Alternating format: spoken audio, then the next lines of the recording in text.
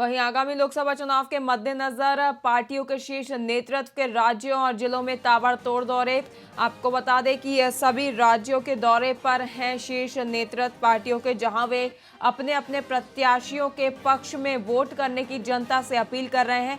सभी राजनीतिक पार्टियों ने आगामी चुनावों को लेकर अपनी कमर पूरी तरह से कस ली है और जगह जगह जाकर जनता से संपर्क किया जा रहा है। अपनी जो सरकार है उसकी योजनाओं के बारे में जनता को बताया जा रहा है। वहीं जो पार्टी सत्ता पक्ष में नहीं है उसके लोग अपना घोषणा पत्र दिखाकर और जनता को कई तरह की योजनाओं के लाभ देने के लिए जनता को लुभा रहे हैं और कोशिश कर रहे हैं कि उनकी पार्टी में अधिक से अधिक मतदान हो।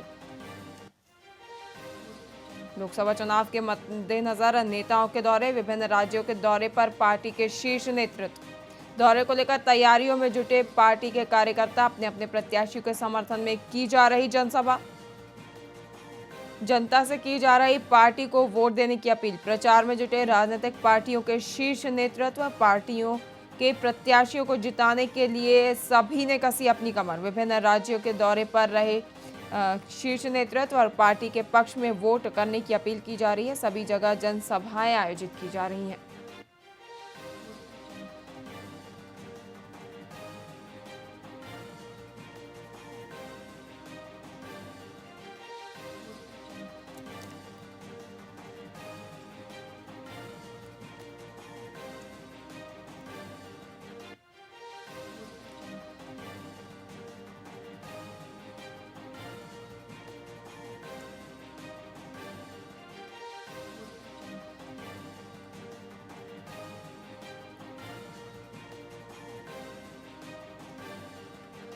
वहीं इस पर हमारे साथ चर्चा के लिए लखनऊ से हमारे संवाददाता पवन मिश्रा जी हमारे साथ जुड़े हुए हैं।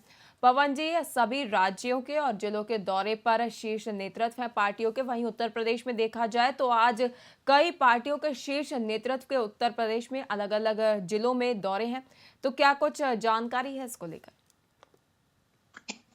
देखिए पल्लवी, मैं आपको बता दूं कि लखनऊ तीसरे चरण का लोकसभा चुनाव के आज नामांकन होना जी, जिसमें 10 निर्वाचन क्षेत्रों की अधिसूचना जारी हुई है। जी, तृतीय चरण में 12 जिलों के 10 लोकसभा सीटों का नामांकन होना है, जी, जिसमें से संभल है, हाथरस है, आगरा है, फतेहपुर सीकरी, जी, फिरोजाबाद, मैनपुरी, एटा, बदायूं, आंवला, बरेली, ये इन जगहों का नामांकन आज जारी होना है।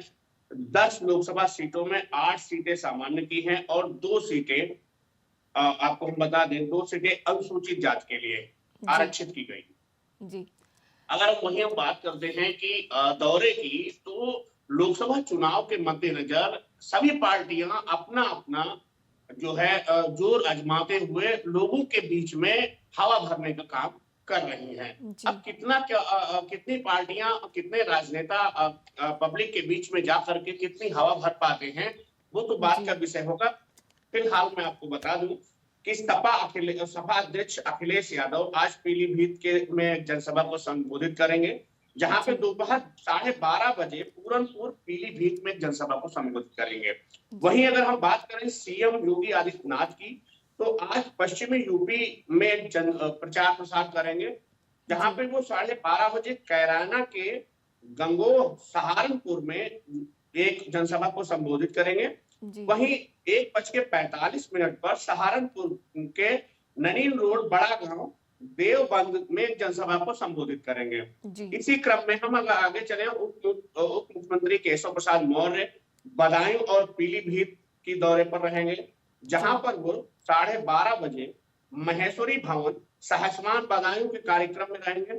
दोपहर 2 बजे भगवान दास पैलेस उधानी बिलसी बदायूं के आयोजित बूथ अध्यक्ष सम्मेलन को संबोधित करेंगे। दोपहर 3:30 बजे टनकपुर रोड पीलीभीत में आयोजित पिछड़ा वर्ग सम्मेलन को भी संबोधित करेंगे। वहीं अगर हम बात करें केंद्रीय गृह मंत्री अमित शाह की, जो कि मुरादाबाद के दौरे पर रहेंगे, जहां पर वो 11 बजे बुद्धि विहार फेज 2 मुरादाबाद में जनसभा को संबोधित करेंगे।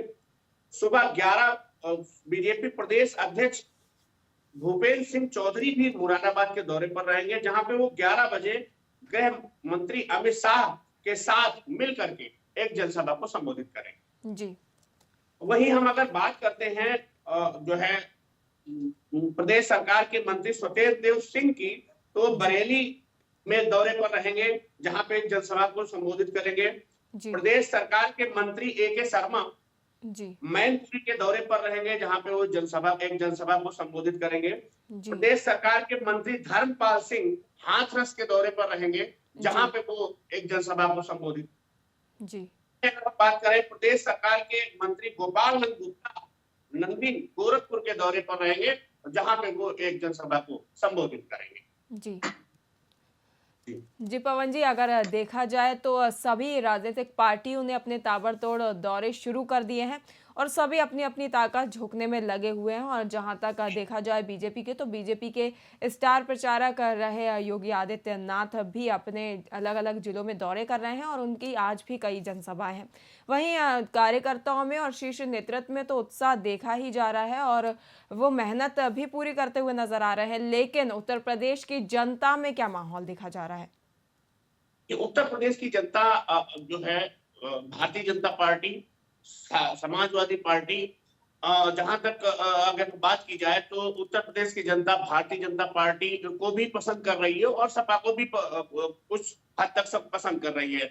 अगर हम पब्लिक के बीच में जाकर के पब्लिक की बात करें, तो कहीं ना कहीं भारतीय जनता पार्टी को भी कुछ लोग पसंद कर रहे हैं, तो कुछ हद तक सपा को भी पसंद किया जा रहा है। लेकिन अब ये देखने वाली बात होगी कि ये जो राजनीतिक दल हैं, ये पब्लिक के बीच में जा करके कितना जो है उनको रुझान प्राप्त कर पाते हैं, कितना उनके अंदर अपना वर्चस्व कायम कर पाते हैं, ये तो चुनाव के बाद पता चलेगा। जी पवन जी, मैं पूछना चाहूंगी कि जनता को ऐसी क्या चीज खटक रही है जो कि जो अभी वर्तमान सरकार है उत्तर प्रदेश में बीजेपी, उसको नहीं करनी चाहिए और किस वजह से जनता सपा की तरफ अपना जो रुझान है वो दिखा रही है?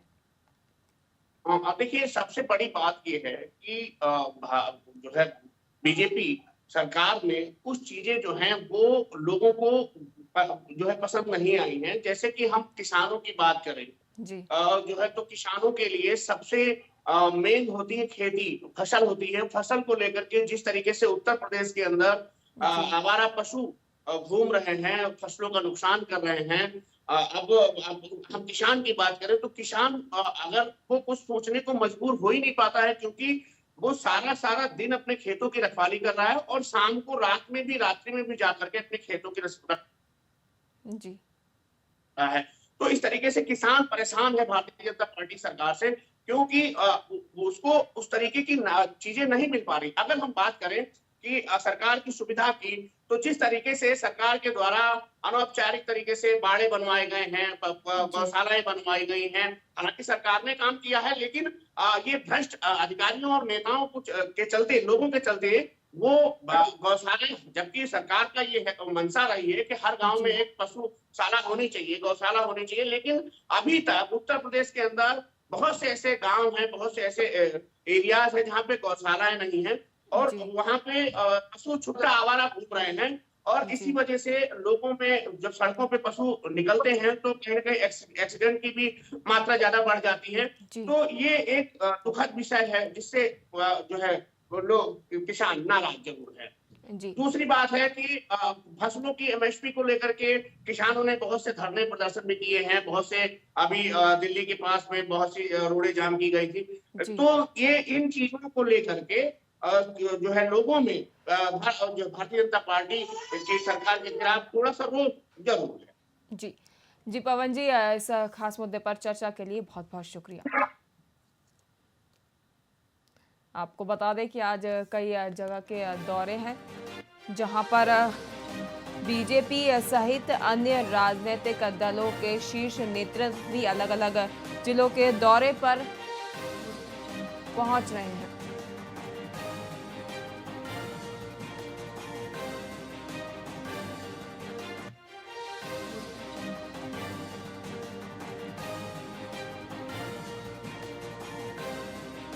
आपको बता दें, शीर्ष पार्टियों के शीर्ष नेतृत्व सभी राज्यों के दौरे पर हैं। राज्यों और जिलों के दौरे कर रहे हैं पार्टियों के शीर्ष नेतृत्व। वहीं अगर अभी हम बात करें उत्तर प्रदेश की, तो उत्तर प्रदेश में योगी आदित्यनाथ के विभिन्न जिलों में अलग अलग कार्यक्रम है, जहां पर वे जाएंगे और जनता को संबोधित करेंगे। वहीं देखा जाए तो केंद्रीय गृह मंत्री अमित शाह भी आज मुरादाबाद दौरे पर हैं, जहां पे जनसभा को संबोधित करेंगे।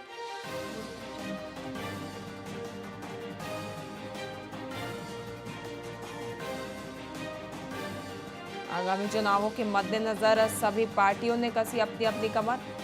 वहीं सपा अध्यक्ष अखिलेश यादव भी आज पीलीभीत दौरे पर हैं और उसी के साथ ही आज से तीसरे चरण के चुनाव के लिए नामांकन भी शुरू हो चुके हैं।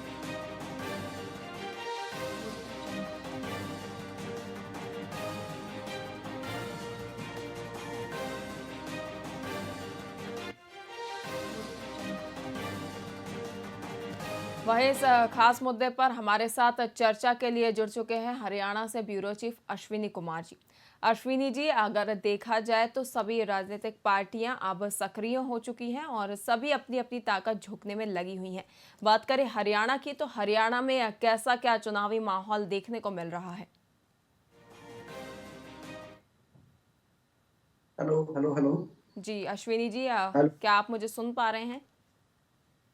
आवाज नहीं आ रही है आपकी? अश्विनी जी, क्या मेरी आवाज अब आप तक पहुंच पा रही है? Hello hello hello hello hello. शायद शायद अश्विनी जी तक मेरी फिलहाल आवाज नहीं पहुंच पा रही है।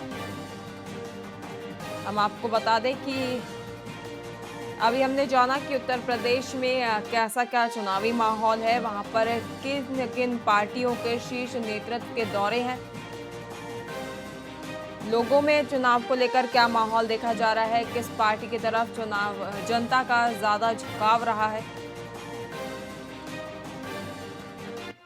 और सत्ता पक्ष की पार्टी की किस कमी के चलते सभी कोई कुछ जनता दूसरी पार्टियों की तरफ जा रही है।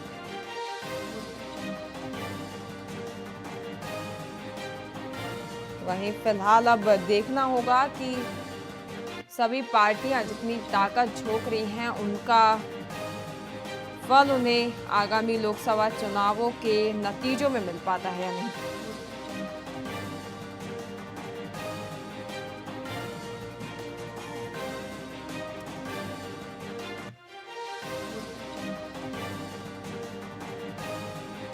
वहीं इस पर अधिक चर्चा के लिए हमारे साथ हरियाणा से ब्यूरो चीफ अश्विनी कुमार जी हमारे साथ जुड़े हुए हैं।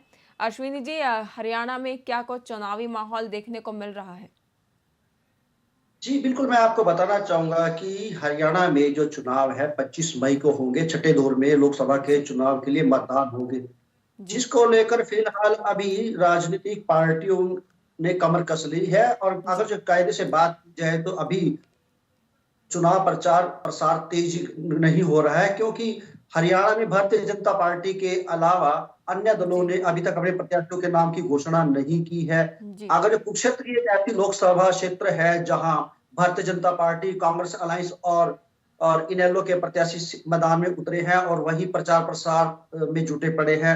एक जी कुरुक्षेत्र के अलावा बाकी सभी क्षेत्रों में अभी प्रत्याशियों की के नाम की घोषणा नहीं हुई है। भारतीय जनता पार्टी ने सभी 10 लोकसभा सीटों पर अपने प्रत्याशियों को उतारती है, जिसको लेकर जी भारतीय जनता पार्टी की कमान, प्रचार की कमान मुख्यमंत्री ने संभाली हुई है। उनके जी साथ साथ कहीं ना कहीं पार्टी भीतर गात को रोकने के लिए पूर्व मुख्यमंत्री मनोहर लाल ने भी कमान संभाली हुई है और वो भी लगातार दौरे करके पार्टी के रूठे हुए कार्यकर्ताओं को मनाने में जुटे हुए हैं। और जी इसके अलावा बात जाए नायब सैनी मुख्यमंत्री की, तो वो लगातार हरियाणा के 90 के 90 को विधानसभा क्षेत्रों में लगातार दौरे कर रहे हैं और अप्रैल के महीने में ही वो पूरे हरियाणा के दौरे को समाप्त कर देंगे। जी जी जी अश्विनी जी, जैसा कि आपने बताया कि हरियाणा में बीजेपी सबसे ज़्यादा सक्रिय दिखाई दे रही है, जिन्होंने अपने प्रत्याशियों की भी घोषणा कर दी है। वहीं बात की जाए बाकी पार्टियों की, तो उन्होंने अभी अपने प्रत्याशी घोषित नहीं किए हैं।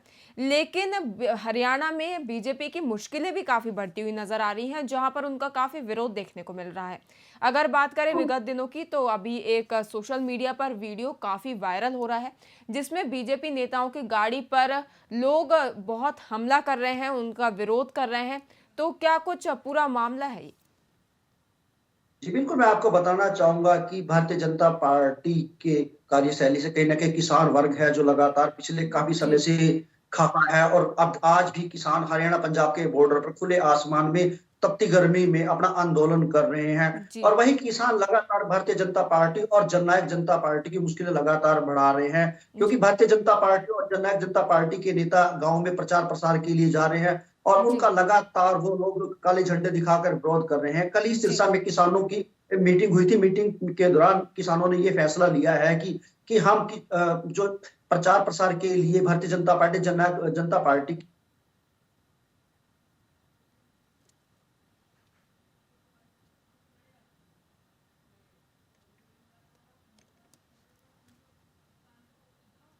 शायद अश्विनी जी से हमारा संपर्क नहीं बन पा रहा है फिलहाल। अश्विनी जी, क्या आप मुझे सुन पा रहे हैं? जी बिल्कुल, आपकी आवाज आ रही है। जी जी अश्विनी जी, मैं पूछना चाहूंगी कि जैसा कि अभी आपने बताया, हरियाणा में बीजेपी और जसपा दोनों को ही काफी विरोध का सामना करना पड़ रहा है, लेकिन बीजेपी डंके की चोट पर 400 पार करने की बात कर रही है। तो ऐसे विरोधी माहौल में बीजेपी कैसे अपने 400 पार का टारगेट पूरा करेगी, इस पर आपका क्या कुछ कहना है? बिल्कुल, हरियाणा में भारतीय जनता पार्टी लगभग 9.5 साल से सत्ता में है, और कहीं ना कहीं जी भारतीय जनता पार्टी के खिलाफ एंटी इनकम्बेंसी फैक्टर भी काम कर रहा है। और जी भारतीय जनता पार्टी के जो थिंक टैंकर है वे उसको भली भांति जानते हैं। जी इसी के मद्देनजर ही फिलहाल इस एंटी इनकम्बेंसी को कम करने के लिए मनोहर लाल ने कमान संभाली हुई है, और वो लगातार अपने दौरे कर रहे हैं और लगातार लोगों से संपर्क करके जी भारतीय जनता पार्टी के कार्यकाल में हुई काम के बारे में लोगों को बता रहे हैं, और जी मतदाताओं को अपने पक्ष में मतदान देने के लिए लगातार प्रेरित कर रहे हैं। जी क्योंकि लगातार किसानों के विरोध ही एक बड़ा कारण नहीं है, कहीं ना कहीं भारतीय जनता पार्टी के खुद के अंदर भी इस तरह का विरोध नजर आ रहा है। अगर जो हिसार की बात की जाए, तो हिसार में कुलदीप बिश्नोई को टिकट नहीं मिलने से कहीं ना कहीं वो भी खफा बैठे हैं, जी और उसका भी कहीं ना कहीं बिश्नोई समाज की वोट कटने का डर है। ऐसे ही बात की जाए पूर्व गृह मंत्री अनिल विज की, वो अंबाला में जी लगातार नाराज नजर आ रहे हैं, और अभी जी तक चुनाव प्रचार में दूरी बनाए हुए हैं, पार्टी की किसी भी जी गतिविधियों में अभी तक शामिल नहीं हो रहे। इसके अलावा जी कहीं जैसे अन्य क्षेत्र भी हैं जहां से इस तरह की छुटपुट की घटनाएं आ रही हैं कि भारतीय जी जनता पार्टी के जो कुछ नेता और कार्यकर्ता लगातार नाराज हैं। उसी के चिंता के कारण ही लगातार भारतीय जनता पार्टी इस एंटी इनकम्बेंसी या इस भीतरघात को कम करने के लिए लगातार प्रयासरत है। जी जी जी जी अश्विनी जी, इस पर खास चर्चा के लिए वहीं मैं आपसे पूछना चाहूंगी अश्विनी जी कि जैसा कि अभी आपने बताया कि बीजेपी को लेकर काफी विरोध देखने को मिल रहा है और बीजेपी के अंदर भी काफी खटपट चल रही है, लेकिन वहीं अगर बात करें जनता की, तो जिस तरह जनता बीजेपी और जसपा का विरोध कर रही है, जनता की तरफ से एक प्रतिक्रिया सामने आती है जिससे पता चलता है कि जनता का झुकाव किस पार्टी की तरफ ज्यादा है। तो आपको क्या लगता है कि हरियाणा में कौन सी पार्टी की तरफ अगर जनता बढ़ेगी तो वो कौन सी पार्टी होगी जो कि इस चुनाव में बाजी मार सकती है?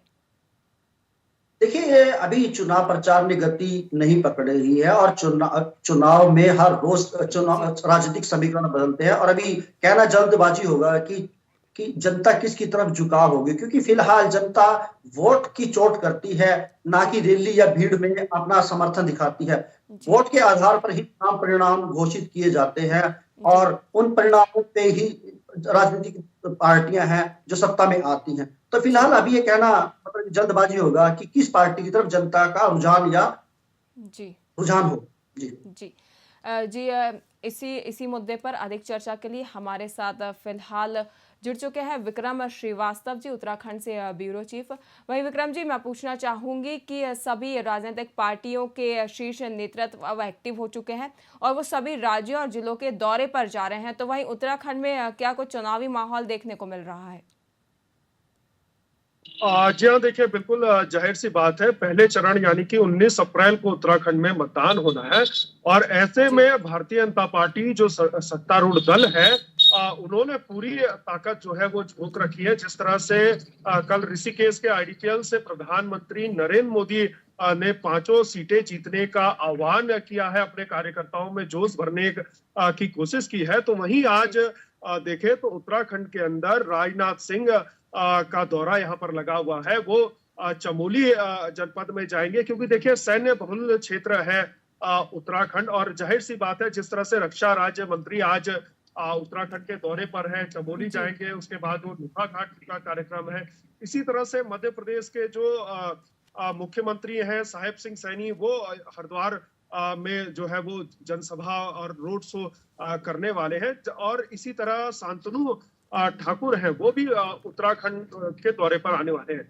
जिस तरह से देखिए भारतीय जनता पार्टी का जहां तक अगर मैं जिक्र करूं तो पूरे जोर शोर से जो है उनके जो नेता हैं वो यहाँ पर लगातार दौरे कर रहे हैं, लेकिन जैसा मेरे जो सहयोगी साथी अभी बता रहे थे कि एक चुनावी जो माहौल है वो दिखाई नहीं दे रहा, और इसके साथ साथ जो भारतीय जनता पार्टी के जो कार्यकर्ता हैं वो सीधे तौर पर खुल करके बाहर नहीं आ रहे हैं, और यही जो है चिंता का सबक बना हुआ है। क्योंकि देखिए उत्तराखंड की तमाम सीटों पर, तमाम गांवों में, कई स्थानों पर जो है मैंने भ्रमण किया है, यानी कि वीआईपी न्यूज के ग्राउंड जीरो पर जाकर के लोगों से बात करने की कोशिश की है, और बहुत जगह पर ऐसा पाया है कि वहां पर भारतीय जनता पार्टी का जो प्रत्याशी है वो कौन है इस बारे में जानकारी नहीं है। हैरत की बात तो यह है कि जो केंद्रीय रक्षा राज्य मंत्री हैं नैनीताल सीट से, उनको उस सीट पर लोग नहीं जानते हैं। तो जाहिर सी बात है, देखिए दौरे करने से, नेताओं के आने से, बड़े बड़े नेताओं के आने से या जनसभा करने से चुनावी जो माहौल है वो बदल सकता है, ऐसा नहीं है। क्योंकि देखिए अगर हम पश्चिम बंगाल के विधानसभा चुनाव का जिक्र करें तो वहां पर हम लोगों ने देखा कि भारतीय जनता पार्टी ने अपनी पूरी ताकत वहां पर झोंकी, तमाम जो कैबिनेट मिनिस्टर है, तमाम मुख्यमंत्री है, वो वहां पर पहुंचे, लेकिन सफलता वहां पर हाथ नहीं लगी। इसी तरह देखिए उत्तराखंड के अंदर 2 राष्ट्रीय पार्टियां हैं, हालांकि 2 बार से लगातार भारतीय जनता पार्टी जो है वो चुनाव 5 लोकसभा सीटें जीतते हुए आई है, लेकिन 2009 का जिक्र करें, यानी कि जब भारतीय जनता पार्टी की सरकार उत्तराखंड में थी, उस दौरान 5 लोकसभा सीटें कांग्रेस जीत गई थी। तो उसी लक्ष्य के साथ, उसी जोश के साथ कांग्रेस भी प्रयास कर रही है। जिस तरह से कल यानी कि 13 तारीख को प्रियंका गांधी उत्तराखंड में 2 दौरे करने वाली है, 2 जनसभाएं उनकी, एक रामनगर में है, एक रुड़की में है। तो जाहिर सी बात है, देखिए जिस तरह से जो कांग्रेस पार्टी है लगातार इस बात को कह रही है कि देखिए कांग्रेस 70 साल पुरानी पार्टी है, लेकिन उनके पास चुनाव लड़ने के लिए पैसे नहीं है, उनके पास नेताओं को बुलाने के लिए पैसे नहीं है। वहीं भारतीय जनता पार्टी को देखिए कि किस तरह से वो सिल्क के झंडे लगा करके वो प्रचार कर रहे हैं। तो जाहिर सी बात है, देखिए इलेक्टोरल बॉन्ड का जो मुद्दा है उसको लेकर के लगातार विपक्षी जो पार्टियां हैं वो सत्तारूढ़ दल को चुनौती दे रहे हैं। और जिस तरह से पूरे अगर ओवरऑल आप चुनाव का अगर जिक्र करें तो उत्तराखंड के अंदर केवल 2 सीटों को छोड़ दें, यानी कि हरिद्वार और टिहरी, तो बाकी सभी सीटों पर जो है जो मुकाबला है वो भारतीय जनता पार्टी और कांग्रेस के बीच है। ओवरऑल भी मुकाबला भाजपा और कांग्रेस के बीच में ही देखा जा रहा है, लेकिन निर्दलीय उम्मीदवार यानी कि टिहरी से जो बेरोजगार संघ के अध्यक्ष बाबू पवार हैं, उन्होंने जिस तरह से लगातार जो जनसंपर्क कर रहे हैं और जन समर्थन उनको मिलता हुआ दिखाई दे रहा है। क्योंकि देखिए लोकसभा का चुनाव बहुत बड़ा चुनाव होता है, 13-14 विधानसभाएं इनमें सम्मिलित होती हैं और एक बहुत बड़े पैमाने पर वोटिंग होती है। ऐसे में निर्दलीय प्रत्याशी के सामने जो संसाधन है, जो उनका संगठनात्मक नेटवर्क है जो अन्य पार्टियों का, उसमें कहीं ना कहीं अछूते रहते हैं। लेकिन हाँ देखिए, जन भावनाएं कई बार जब आपके साथ जुड़ती हैं तो कोई भी चुनाव जो है वो उलटफेर कर सकता है। जिस तरह से उत्तराखंड का ही जिक्र करूं तो यहाँ पर हेमवती नंदन बहुगुणा जिस वक्त इंदिरा गांधी थी सरकार थी, और उस दौरान हेमवती नंदन बहुगुणा का जो चुनाव था उसको यहाँ की जनता ने लड़ा था। तो जाहिर सी बात है, देखिए बहुत सारे उदाहरण, राजनीतिक उदाहरण देखने को मिलते हैं जब कई बार समीकरण ऐसा लग रहा होता है या ओपिनियन पोल में ऐसा दिख रहा होता है जिस पार्टी को बड़ी बढ़त मिल रही होती है, लेकिन जब रिजल्ट आता है तो कई बार वो पार्टियां हार जाती हैं, बड़े बड़े नेता हार जाते हैं। जिस तरह से अगर दिल्ली का मैं जिक्र करूं तो जब अरविंद केजरीवाल आंदोलन के बाद उन्होंने पार्टी बनाई तो उन्होंने शीला दीक्षित जैसी नेता को चुनाव में हराने का काम किया, और जिस शीला दीक्षित को दिल्ली के लोग भगवान के रूप में देखते थे, उन्होंने जो डेवलपमेंट किया, जो मेट्रो का जाल बिछाया, जो सड़कों का जाल बिछाया, फ्लाईओवर जो बिछाए। देखिए कई बार क्या होता है कि जो नारे होते हैं, कई बार नारे भारी पड़ जाते हैं उम्मीदवार के ऊपर। मुझे आज भी याद है कि जब इंदिरा हृदय चुनाव लड़ रही थी, इंदिरा हृदय हल्द्वानी में उन्हें विकास पुरुष के नाम से जाना जाता है, लेकिन एक नारा जो था, उन्होंने इंदिरा हृदय को चुनाव हरा दिया था। वो नारा था माल खाओ ताई का, वोट बंसी भाई का। तो अब कई बार इस तरह की भी सिचुएशन हो जाती है पॉलिटिकल पार्टियों के सामने, जो चुनाव लड़ रहे होते हैं उम्मीदवारों के सामने। तो ओवरऑल अगर उत्तराखंड का अगर मैं पूरा जिक्र करूं, देखिए क्षेत्रीय समस्याएं बहुत ज्यादा है, क्योंकि जिस वक्त वीआईपी न्यूज ग्राउंड पर जब रिपोर्टिंग कर रहा था, तो बहुत जगह पे, जैसे लोहा घाट का मैं जिक्र करूं, सीएम की विधानसभा है चंपावत, वहां से लगता हुआ लोहा घाट है, वहां पर पानी की बड़ी समस्या है। लोग खुल करके वहां पर जो है पानी को लेकर के सत्तारूढ़ दल का विरोध करते हुए दिखाई दिए। उसी तरह जब पिथौरागढ़ का जब हम लोगों ने भ्रमण किया, तो वहां पर स्वास्थ्य सुविधाओं को लेकर के लोगों के अंदर इतनी नाराजगी है कि लोग सीधे तौर पर जो वहां का बेस अस्पताल है उसको रेफर सेंटर के नाम से बोल रहे हैं।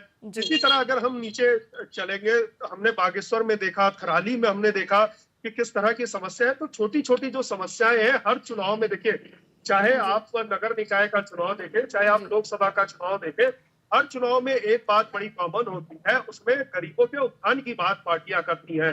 जो जन समस्याएं होती हैं उससे दूर करने का वादा करती है। लेकिन जो धरातल पर कई बार दिखता है कि जो नेता जिस पार्टी से लड़ रहे होते हैं वो इतने व्यस्त हो जाते हैं कि वो उन गांवों का दौरा नहीं कर पाते हैं, या उन गांवों में नहीं जा पाते हैं जिन गांवों को गोद लेते हैं। और यही वजह है कि लोकसभा चुनाव के दौरान बहुत बड़े पैमाने पर, बड़े हिस्से में जो है जो नेता होते हैं उनका विरोध दिखाई देता है, क्योंकि वो इतनी बड़ी विधानसभा, इतने गांव का सफर वो नहीं कर पाते हैं। और जिस तरह से जनता का मैं जिक्र करूं, तो जनता स्वयं चाहती है कि हर नेता जो है उनसे आकर के मिले, चाहे वो पार्षद हो, चाहे वो लोकसभा का सांसद हो, या फिर वो मुख्यमंत्री हो। तो कहीं ना कहीं देखिए विक्रम जी, मैं जैसा कि अभी आपने बताया कि कहीं ना कहीं जनता नाराज चलती है नेताओं से, क्योंकि नेता उनके जिलों का दौरा नहीं कर पाते हैं, उन जगहों पर नहीं जा पाते जहां से वे चुनाव लड़ रहे हैं।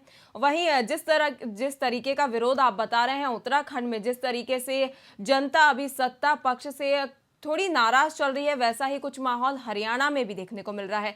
तो वहीं हरियाणा से भी कुछ निर्दलीय प्रत्याशी सामने आए हैं। हालांकि जो बड़ी राष्ट्रीय पार्टियां हैं उसमें सिर्फ बीजेपी ने ही अपने प्रत्याशी घोषित किए हैं, फिलहाल कांग्रेस ने अपने कोई भी प्रत्याशी घोषित नहीं किए।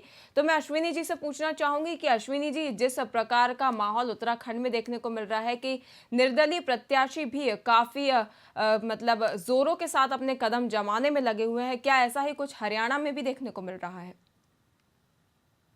जी, मैं पहले भी आपको बताया कि हरियाणा में जो चुनाव है 25 मई से शुरू होंगे, और जो नामांकन की प्रक्रिया है लगभग 15 अप्रैल के बाद से शुरू होगी। तो फिलहाल अभी ये कहना जल्दबाजी होगा कि हरियाणा में निर्दलीय प्रत्याशी मैदान में उतरे हैं या उतरेंगे अभी, क्योंकि जब तक ये नामांकन की प्रक्रिया शुरू नहीं हो रही है तब तक ये कहना जल्दबाजी होगा कि प्रत्याशी इंडिपेंडेंट आ रहे हैं या किसी राष्ट्रीय पार्टी के प्रत्याशी के तौर पर मैदान में उतरेंगे। जी हाँ, ये जरूर है कि लोग चुनाव में अपना भाग्य आजमाते जरूर हैं, और ये कोई पहले भी ऐसे होता है कि लगातार निर्दलीय भी मैदान में उतरते हैं, और राष्ट्रीय पार्टी के जो उम्मीदवार है वो भी अपना भाग्य आजमाते हैं। कहीं ना कहीं एक बात मैं आपको इसमें जरूर बताना चाहूंगा कि कांग्रेस ने अभी तक अपने प्रत्याशियों के मैदान में नहीं उतारा है, वहीं जननायक जनता पार्टी के प्रत्याशी भी अभी तक मैदान में नहीं उतरे हैं, और इंडियन नेशनल लोकदल पार्टी के प्रत्याशी भी मैदान में नहीं उतरे हैं। फिलहाल भारतीय जनता पार्टी की ऐसी पार्टी है हरियाणा में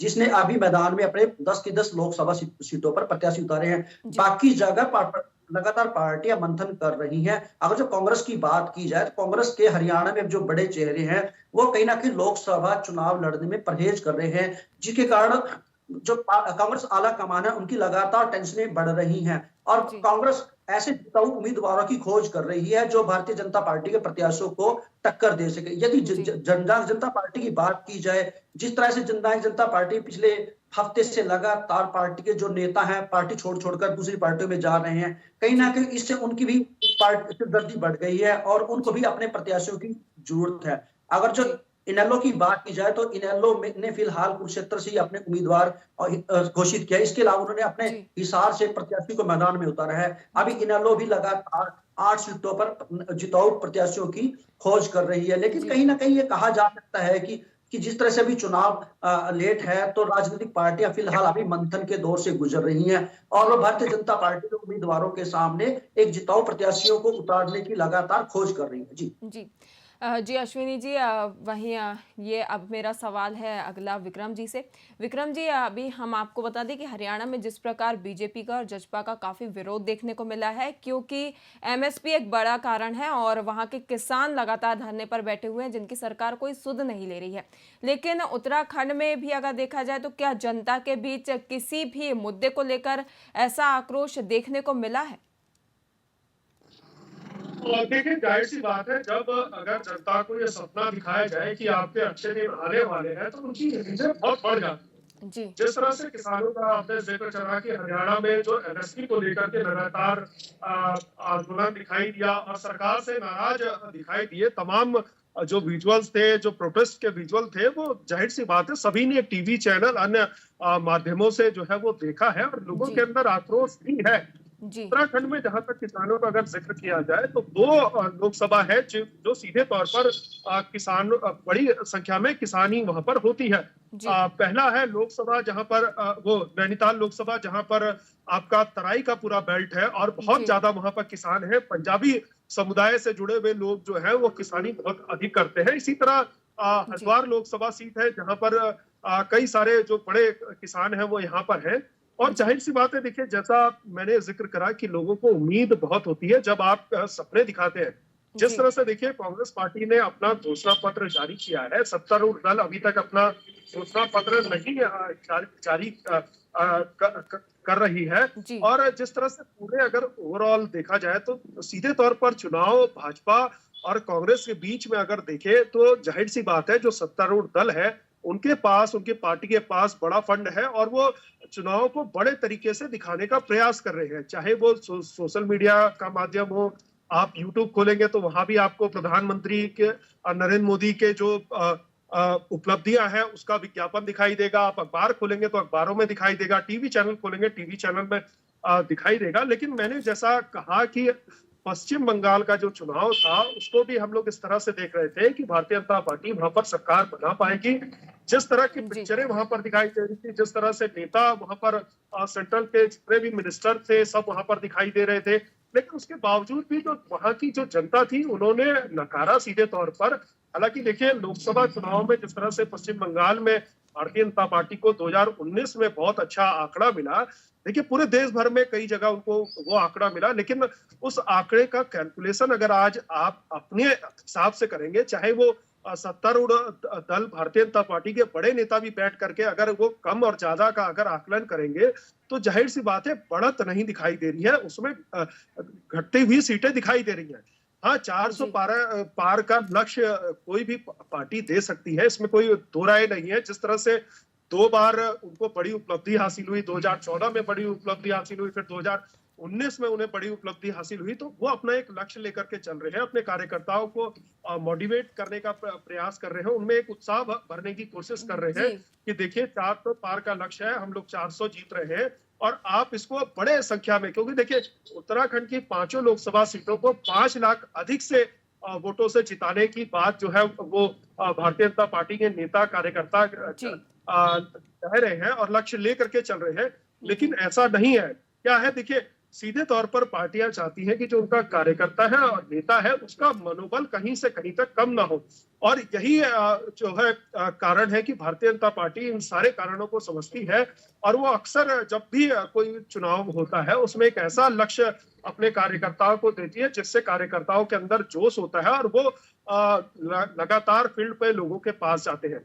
देखिए बहुत सारे ऐसे बातें हैं, चाहे वो राशन की बात हो, चाहे वो उज्ज्वला की बात हो, आयुष्मान कार्ड की बात हो। देखिए सीधे तौर पर अगर देखा जाए तो ये जनता से कनेक्ट होने वाले मुद्दे हैं, लेकिन जो रोजगार एक ऐसा मुद्दा है जो इन तीनों चीजों को, यानी कि आपके पास अगर रोजगार होगा, आपको तनख्वाह मिलेगी तो आप राशन भी खरीद सकते हैं, आप बेहतर स्वास्थ्य सुविधा भी ले सकते हैं, आप गैस भी खर्च कर सकते हैं। तो कहीं ना कहीं देखिए ये वाला जो पॉइंट है उसको विपक्षी ने पकड़ा है और जी। वो हर जगह पर, चाहे राहुल गांधी की आप तमाम यात्रा देखें तो उन्होंने अपनी यात्रा में सबसे ज्यादा जो जिक्र किया है वो रोजगार का जिक्र किया है। जी। तो जाहिर सी बात है, देखिए रोजगार एक बड़ी समस्या है जिसको भारतीय जनता पार्टी के अगर नजरिए से देखे तो उनको ऐसा लगता है कि नहीं, बेरोजगारी इतनी बड़ी समस्या नहीं है, लेकिन बेरोजगारी वाकई में बहुत बड़ी समस्या है। और जी। जिस तरह से मैं अगर अपना जिक्र करूं तो मेरे पास भी कई लोगों के आप कह सकते हैं कि नौकरी के लिए रिज्यूम आते रहते हैं, और जी। कई बार प्रयास करता हूं कहीं प्राइवेट सेक्टर में जॉब लग जाए या कहीं लग जाए। तो इस तरह की समस्या अगर हम लोगों के पास भी आ रही है तो जाहिर सी बात है समस्या बड़ी है। और जिस तरह से भर्ती घोटालों का जो लगातार सिनेरियो चल रहा है, अभी हाल में इतनी बड़ी घटना होने के बाद ही अभी जो 4 भर्तियां हुई हैं उसमें भी घोटाले का जिक्र उत्तराखंड में हो रहा है। तो कहीं ना कहीं देखिए परिस्थितियों को चेंज करने की आवश्यकता सत्तारूढ़ दल को भी है। उन्हें भी ये जी। बात समझनी होगी कि केवल भाषण और राशन से जो है उनको वोट नहीं मिलने वाला है। जी। बहुत सारे ऐसे और मुद्दे हैं जो उनको वोट की चोट दे सकते हैं। जी। जी विक्रम जी, जैसा कि अभी आपने कहा उसी पर मैं अश्विनी जी से जानना चाहूंगी कि जैसा जी अभी विक्रम जी ने कहा कि भाषण और राशन से काम नहीं चलने वाला है, और जैसे हरियाणा में तो वैसे भी काफ़ी विरोध देखने को मिल रहा है, लेकिन रोजगार भी एक बड़ा मुद्दा है, तो इस पर आपका क्या कुछ कहना है? जी बिल्कुल, जिस तरह से मेरे सहयोगी बता रहे हैं कि रोजगार सबसे बड़ा मुद्दा है और पूरे भारत का ही मुद्दा बना हुआ है, हरियाणा भी इससे अछूता नहीं है। और जी। लगातार पार्टियां सत्ता में आने से पहले तो रोजगार देने की घोषणाएं करते हैं, वादे करते हैं, लेकिन जैसे ही जी। सत्ता में वो आते हैं तो वो मुद्दे गायब हो जाते हैं। इसी तर्ज पर ही भारतीय जनता पार्टी ने भी नारा दिया था कि बिना पर्ची और खर्ची के हम लोगों को रोजगार देंगे। लेकिन जिस जी। तरह से भर्ती घोटाले होते हैं या पेपर लीक होते हैं, तो कहीं न कहीं उससे जो मेहनती बच्चे हैं वो नौकरी से दूर हो जाते हैं, और जो जी। जुगाड़ की फिराक में लगे रहते हैं वो लगातार इस तरह की हरकतें करते रहते हैं। और हरियाणा में लगातार भर्ती घोटाले हो रहे हैं और जी। पेपर लीक के मामले लगातार उजागर हो रहे हैं, और लगातार जो भर्तियां हैं उस पर लगातार कोर्ट में पेंडिंग है या फिर पर लगातार रोक लगाई जा रही है। और विपक्ष भी इसको एक बड़ा मुद्दा बना रहा है कि जी। पिछले 9.5 साल में भारतीय जनता पार्टी की सरकार लोगों को रोजगार देने में कहीं ना कहीं नाकाम साबित हुई है। जी। भारतीय जनता पार्टी के नेता सिर्फ पर्ची और बिना खर्ची के नारे देते हैं और इसके अलावा उनके पास कुछ नहीं है। अब जब जी। सत्ता जाने लगी है तो भारतीय जनता पार्टी को बेरोजगार युवाओं को रोजगार देने की याद आई है, और अब उन्होंने भर्तियों के पिटारे खोल दिए हैं। लेकिन कहीं ना कहीं अभी ऐसे में देखना होगा कि क्या भारतीय जनता पार्टी बेरोजगार युवाओं को रोजगार दे पाएगी, और क्या ये मुद्दा गायब होगा या नहीं होगा, या इसको जो लोकसभा और विधानसभा में ये अहम मुद्दा बनेगा। क्योंकि ये मुद्दा जी। इतना बड़ा है, बाकी सब मुद्दे इसके सामने बोने नजर आते हैं। जी। रोजगार होगा तो आदमी अपने जीवन चला सकता है, अपने परिवार का पालन पोषण कर सकता है। जी। भाषणों से कुछ नहीं होता, ना किसी रैली में जाने से होता है। अगर जो रोजगार है तो आदमी अपने जीवन को सुखमय बना सकता है। जी। जी। जी, अश्विनी जी, बिल्कुल आपने सही कहा है कि रोज़गार एक बड़ा मुद्दा है, और स्पेशली जब अगर सत्ता पक्ष की अगर कोई कमी है तो वो विपक्ष की ताकत बन जाता है। वहीं इस पर खास चर्चा करने के लिए आप दोनों का बहुत-बहुत धन्यवाद।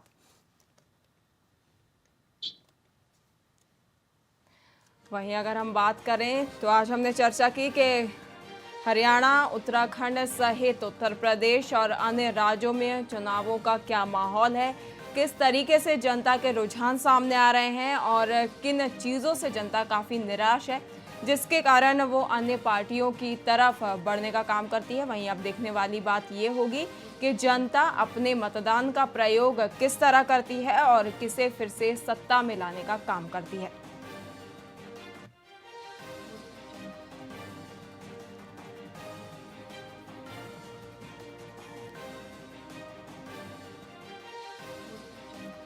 फिलहाल आपको बता दें कि सभी राजनीतिक पार्टियों के शीर्ष नेतृत्व के दौरे सभी राज्यों में है। जनता कितना भी चाहे विरोध क्यों ना कर रही हो पार्टियों का, लेकिन पार्टियों की पूरी कोशिश है कि जनता को लुभाएं, उन्हें योजनाओं के बारे में बताएं, उनका जो घोषणा पत्र है उनमें किन योजनाओं के बारे में जानकारी से दिया गया है ये जनता तक जाकर बताएं, ताकि जनता मतदान में उन्हें वोट करके और सत्ता में उन्हें लाने का काम करे। वहीं बात करें उत्तर प्रदेश की, तो उत्तर प्रदेश में बीजेपी के गृह मंत्री अमित शाह का भी दौरा है। वहीं सपा अध्यक्ष अखिलेश यादव का भी पीलीभीत में दौरा है, जहां वे जनसभा को संबोधित करेंगे। इसी के साथ ही उत्तर प्रदेश के मुख्यमंत्री योगी आदित्यनाथ का भी कई जिलों में दौरा है।